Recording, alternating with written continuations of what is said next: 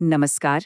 आज के इस गंभीर विश्लेषण में हम एक बेहद खौफनाक और दुखद घटना पर बात करने जा रहे हैं, जिसने पूरे नागपुर शहर को अंदर तक झकझोर कर रख दिया है। आज हम सीधे उन तथ्यों और पुलिस रिपोर्टों पर गौर करेंगे जो अब तक सामने आए हैं। हम यह समझने की कोशिश करेंगे कि कैसे दोस्तों के साथ मौज मस्ती वाली एक आम सी रात अचानक एक भयानक त्रासदी में बदल गई। तो चलिए, बिना किसी देरी के इस पूरे मामले की गहराई में चलते हैं। अब नागपुर के धर्मपेट इलाके के बारे में तो आप जानते ही होंगे। इसे शहर के सबसे पॉश, सुरक्षित और एलीट इलाकों में गिना जाता है, जो अक्सर चहल पहल से भरा रहता है। लेकिन जरा सोचिए, इसी पॉश और सुरक्षित इलाके की एक सड़क पर एक 20 साल का नौजवान छात्र खून से लथपथ पड़ा था। ये विरोधाभास अपने आप में बहुत चौंकाने वाला है। एक तरफ शहर का सबसे बेहतरीन इलाका और दूसरी तरफ सड़क पर हुई ये जानलेवा हिंसा। तो आखिर उस रात हुआ क्या था? चलिए एक घटनाक्रम की शुरुआत से देखते हैं। अगर हम उस रात की टाइमलाइन पर नजर डालें तो कहानी कुछ इस तरह शुरू होती है। हुड़केश्वर का रहने वाला इंजीनियरिंग का छात्र तुषार चूटे आधी रात के बाद चुपके से अपने घर से निकलता है। रात के करीब 2:30 बज रहे थे और वो अपने दोस्तों के साथ धर्मपेट इलाके में ऐसे ही घूम रहा था। सब कुछ नॉर्मल लग रहा था, लेकिन तभी लक्ष्मी भुवन स्क्वायर के पास एक बहस हो जाती है और देखते ही देखते ये मामूली सी बहस कॉफी हाउस स्क्वायर के पास एक खौफनाक चाकूबाजी में तब्दील हो जाती है। मतलब एक बिल्कुल साधारण सी रात का अंत इतने भयानक दुस्वप्न में होगा, ये किसी ने नहीं सोचा था। इस पूरी घटना में जो बात सबसे ज्यादा परेशान करती है वो है इन युवाओं का बैकग्राउंड। एक तरफ हमारा पीड़ित है तुषार चुटे, सिर्फ 20 साल का एक इंजीनियरिंग स्टूडेंट जिसका पूरा करियर और भविष्य उसके सामने था।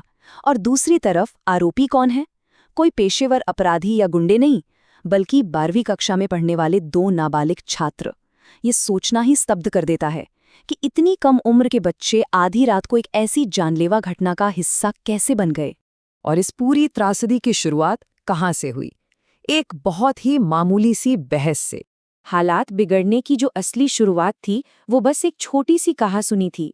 लक्ष्मी भवन स्क्वायर के पास मोपेड पर सवार इन 2 नाबालिगों के साथ सिर्फ एक सड़क छाप बहस हुई थी। पुलिस रिपोर्ट भी यही बताती है कि उनके बीच कोई पुरानी दुश्मनी या कोई बड़ा विवाद बिल्कुल नहीं था।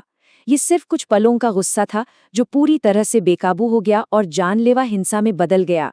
ये घटना इस डरावनी हकीकत को सामने लाती है कि आज के समय में एक छोटी सी बात भी पलक झपकते ही कितनी खतरनाक हो सकती है। और इसी पॉइंट से इस बहस ने एक बहुत ही जानलेवा मोड़ ले लिया। अंबाचेरी पुलिस स्टेशन के पीएसआई नंद किशोर पड़कोंडे का ये आधिकारिक बयान उस खौफनाक पल की बिल्कुल साफ तस्वीर देता है।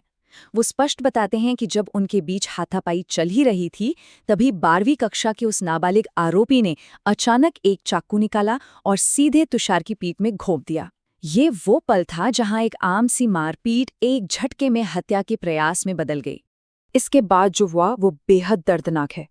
चाकू लगने के बाद पीठ से भारी खून बह रहा था, लेकिन फिर भी तुषार अपनी जान बचाने के लिए सड़क पर भागता है, पर ज्यादा खून बह जाने की वजह से वो कुछ ही दूरी पर जाकर जमीन पर गिर पड़ा। और यहाँ इस कहानी का सबसे अफसोसजनक पहलू सामने आता है। जो 2 दोस्त उस वक्त तुषार के साथ थे, वो उसे उस हालत में सड़क पर अकेला छोड़कर वहां से भाग खड़े हुए। बाद में वहां से गुजर रहे कुछ राहगीरों ने उसे देखा और तुरंत मेयो अस्पताल पहुंचाया, लेकिन तब तक बहुत देर हो चुकी थी। डॉक्टरों ने उसे मृत घोषित कर दिया। अब घटना तो हो गई थी, लेकिन इसके तुरंत बाद पुलिस का एक्शन शुरू होता है। यहाँ अंबाझरी पुलिस ने बेहद तेजी से काम किया। सबसे पहले उन्होंने धर्मपेट के कई अहम लोकेशंस के सीसीटीवी फुटेज खंगाले, फिर तकनीकी सर्वेलेंस का इस्तेमाल किया ताकि आरोपियों की पहचान हो सके। और इस तेज कार्रवाई का नतीजा ये निकला कि महज कुछ ही घंटों के भीतर पुलिस ने उन दोनों नाबालिगों को ट्रेस करके हिरासत में ले लिया और उन्हें जुवेनाइल होम भेज दिया गया। लेकिन जब पुलिस ने जांच आगे बढ़ाई तो एक ऐसा आंकड़ा सामने आया जिसने सबको चौंका दिया। 0। जी हां, 0। जरीपटका के रहने वाले इन दोनों आरोपी नाबालिगों का पहले से कोई भी क्रिमिनल रिकॉर्ड नहीं था। 0। उन्होंने पहले कोई अपराध नहीं किया था।